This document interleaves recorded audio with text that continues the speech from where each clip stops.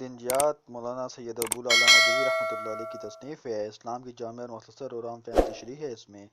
تو ہم چلتے ہیں آج ہم اپنے سبق کی طرف۔ پہلے ہم نے اسلام کے معنی، اسلام کے فائدے اور اسلام کیا ہے، اس پہ ہم نے ساری ڈیٹیل دیکھی۔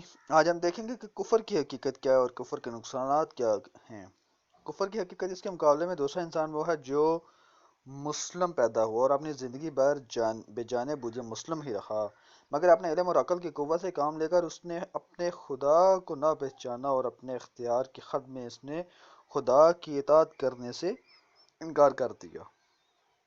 یہ شخص کافر ہے۔ کفر کے اصل معنی چھپانے اور پردہ ڈالنے کے ہیں۔ ایسے شخص کو کافر اس لیے کہا جاتا ہے کہ اس نے اپنی فطرت پر نادانی کا پردہ ڈال رکھا ہے۔ وہ اسلام کی فطرت پر پیدا ہوا ہے، اس کا سارا جسم اور جسم کا ہر حصہ اسلام کی فطرت پر کام کر رہا ہے۔ اس کے گرد و پیش ساری دنیا اسلام پر چل رہی ہے، مگر اس کی عقل پر پردہ پڑ گیا ہے۔ تمام دنیا کی اور خود اپنی فطرت اس سے چھپ گئی ہے۔ وہ اس کے خلاف سوچتا ہے اور اس کے خلاف چلنے کی کوشش کرتا ہے۔ اب آپ سمجھ سکتے ہیں کہ جو شخص کافر ہے وہ کتنی بڑی گمراہی میں مبتلا ہے۔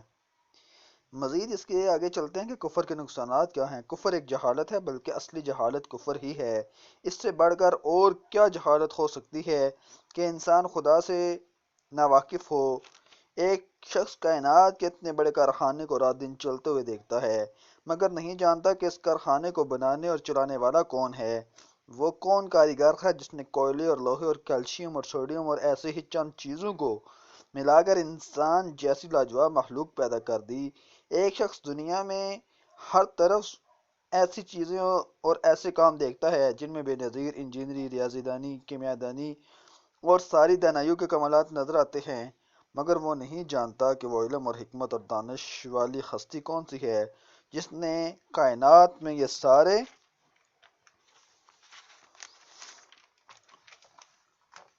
کام انجام دیے ہیں۔ سوچو اور غور کرو، ایسے شخص کے لیے صحیح علم کے دروازے کیسے کھل سکتے ہیں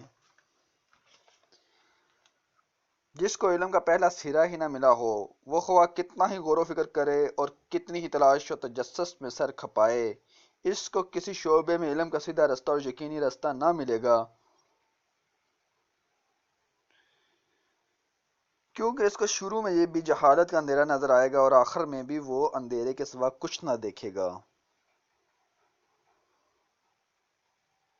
کفر ایک ظلم ہے، بلکہ سب سے بڑا ظلم کفر ہی ہے۔ تم جانتے ہو کہ ظلم کسے کہتے ہیں؟ ظلم یہ ہے کہ کسی چیز سے اس کی طبیعت اور نفرت کے خلاف زبردستی کام لیا جائے۔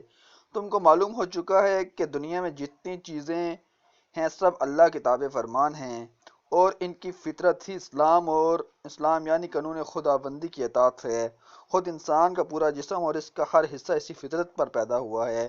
خدا نے ان چیزوں پر انسان کو حکومت کرنے کا تھوڑا سا اختیار تو ضرور دیا ہے، مگر ہر چیز کی فطرت یہ چاہتی ہے کہ اس سے خدا کی مرضی کے مطابق کام لیا جائے۔ لیکن جو شخص کفر کرتا ہے وہ ان سب چیزوں سے ان کی فطرت کے خلاف کام لیتا ہے۔ وہ اپنے دل میں دوسروں کی بزرگی اور محبت اور خوف کے بت بٹھاتا ہے، حالانکہ دل کی فطرت یہ چاہتی ہے کہ اس میں خدا کی بزرگی اور محبت اور خوف ہو۔ وہ اپنے تمام اعزاز سے دنیا کی ان سب چیزوں سے جو اس کے اختیار میں ہیں خدا کی مرضی کے خلاف کام لیتا ہے،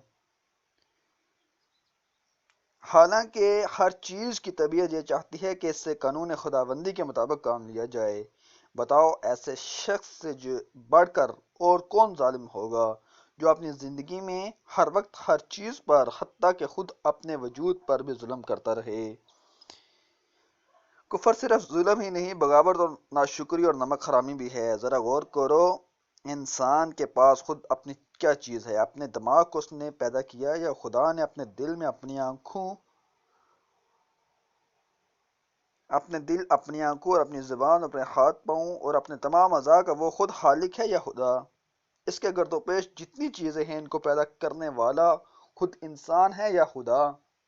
ان سب چیزوں کو انسان کے لیے مفید اور کارآمد بنانے اور انسان کو ان کے استعمال کی قوت دینا انسان کا کام ہے یا خدا کا؟ تم کہو گے یہ سب چیزیں خدا کی ہیں، خدا ہی نے ان کو پیدا کیا، خدا ہی ان کا مالک ہے، اور خدا ہی کی بخشش سے یہ انسان کو حاصل ہوئی ہیں۔ جب اصل حقیقت یہ ہے تو اس سے بڑا باغی کون ہوگا جو خدا کے دیے ہوئے دماغ سے خدا ہی کے خلاف سوچنے کی ہمت لے، خدا کے بخشے ہوئے دل میں خدا ہی کے خلاف خیالات رکھے۔ خدا نے جو آنکھیں، جو زبان، جو ہاتھ پاؤں اور جو دوسری چیزیں اس کو عطا کی ہیں، ان کو خدا ہی کی پسند اور اس کی مرضی کے خلاف استعمال کرے۔ اگر کوئی ملازم اپنے آقا کا نمک کھا کر اس سے بے وفائی کرتا ہے تو تم اس کو نمک حرام کہتے ہو۔ اگر کوئی سرکاری افسر حکومت کے دیے ہوئے اختیارات کو خود حکومت ہی کے خلاف استعمال کرتا ہے تو تم اسے باغی کہتے ہو۔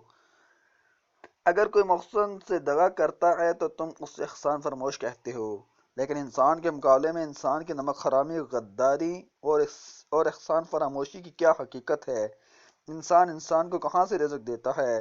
وہ خدا کا دیا ہوا رزق ہی تو ہے۔ حکومت اپنے ملازموں کو جو اختیار دیتی ہے وہ کہاں سے آئے ہیں؟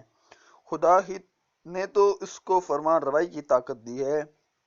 کوئی احسان کرنے والا دوسرے شخص پر کہاں سے احسان کرتا ہے؟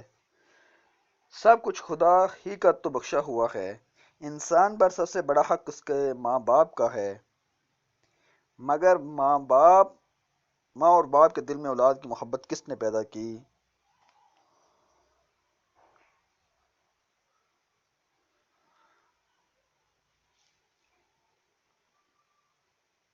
مگر ماں اور باپ کے دل میں اولاد کے لیے محبت کس نے پیدا کی؟ ماں کے سینے میں دودھ کس نے اتارا؟ باپ کے دل میں یہ بات کس نے ڈالی کہ اپنے گاڑے پسینے کی کمائی گوشت پوست کے ایک بیکار لوتھڑے پر خوشی خوشی لٹا دے؟ اس کی پرورش اور تعلیم و تربیت میں اپنا وقت اور اپنی دولت، اپنی آسائش سب کچھ قربان کر دے۔ اب بتاؤ کہ جو انسان کا اصلی مقصد ہے وہ حقیقی بادشاہ ہے، سب سے بڑا پروردگار ہے، اگر اسی کے ساتھ انسان کفر کرے، اس کو خدا نہ مانے، اس کی بندگی سے انکار کرے اور اس کی اطاعت سے منہ موڑے تو یہ کیسی سخت بغاوت ہے، کتنی بڑی احسان فراموشی اور نمک حرامی ہے۔ کہیں یہ نہ سمجھ لینا کہ کفر سے انسان خدا کا کچھ بگاڑتا ہے۔ جس بادشاہ کی سلطنت اتنی بڑی ہے، ہم بڑی سے بڑی دوربین لگا کر بھی ابھی تک یہ معلوم نہ کر سکے کہ وہ کہاں سے شروع ہوتی ہے اور کہاں ختم ہوتی ہے۔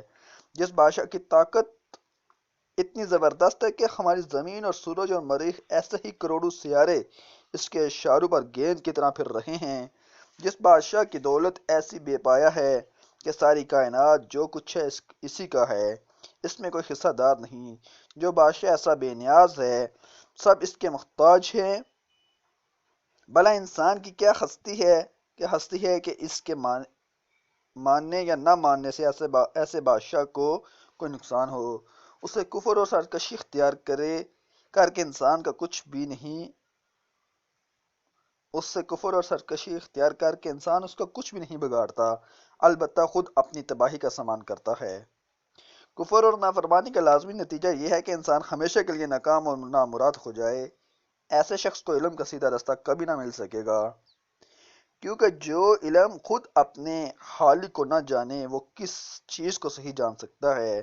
اس کی عقل ہمیشہ ٹیڑھے راستے پر چلے گی،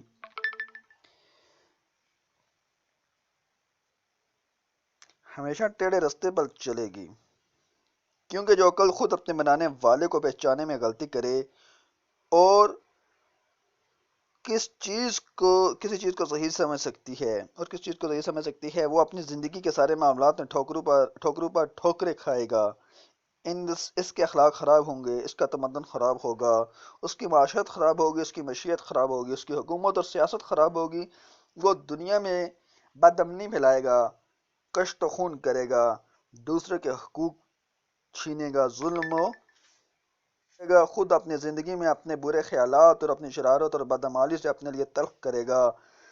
پھر جب وہ اس دنیا سے گزر کر آخرت کے عالم میں پہنچے گا تو وہ سب چیزیں جن پر وہ تمام عمر ظلم کر رہا تھا اس کے خلاف نالش کریں گی۔ اس کا دماغ، اس کا دل، اس کی آنکھیں، اس کے کان، اس کے ہاتھ پاؤں، غرض اس کا رونٹا رونٹا خدا کی عدالت میں اس کے خلاف استغاثہ کرے گا۔ کہ اس ظالم نے تیرے خلاف بغاوت کی اور اس بغاوت میں ہم سے زبردستی کام لیا۔ وہ زمین جس پر وہ نافرمانی کے ساتھ چلا اور بسا، وہ رزق جس کو اس نے ناجائز طریقوں سے کمایا، اور وہ دولت جو حرام سے آئی اور حرام پر خرچ کی گئی، وہ سب چیزیں جن پر اس نے باغی بن کر غابزانہ تصرف کیا، وہ سب آلات و اسباب جس سے اس نے بغاوت میں کام لیا، اس کے مقابلے میں فریادی بن کر آئیں گے، اور خدا جو حقیقی منصف ہے ان مظلوموں کی داد رسی میں اس باغی کو ذلت کی سزا دے گا۔ بآخر دعوانا الحمد للہ رب العالمین۔ انشاءاللہ تعالی مزید ہم آگے بھی اس کا مطالعہ جاری رکھیں گے، تو آپ لوگوں سے گزارش ہے کہ آپ لوگ دن رات کا مطالعہ مکمل ہونے تک میری تمام ویڈیوز کو واچ کریں، لائک کریں اور لوگوں تک شیئر کریں، تاکہ کسی نہ کسی کا بھلا ہو جائے، اور میرے اس چینل کو سبسکرائب کر دیں تاکہ آنے والی تمام ویڈیو آپ لوگوں تک، اور گھنٹی کا بیل بٹن کلک کر دیں تاکہ آنے والی تمام ویڈیو آپ لوگوں تک پہنچ سکے۔ وآخر دعوانا الحمد للہ رب العالمین۔